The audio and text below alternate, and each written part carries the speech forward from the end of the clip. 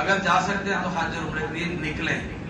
نہیں ہو سکتا روزے کا اہتمام کریں، فرض نماز کا اہتمام کریں، نوافل پڑھیں،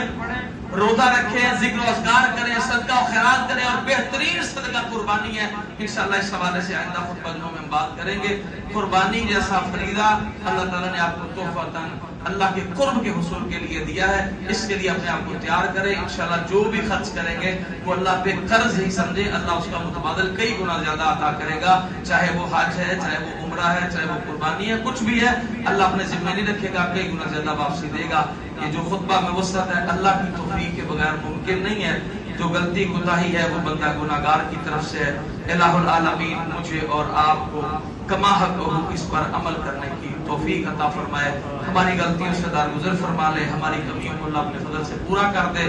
اور یہ تھوڑی کاوشیں سے زیادہ کر کے قبول فرما کے دنیا اور آخرت کی رفعت و بلندی اور نجات کا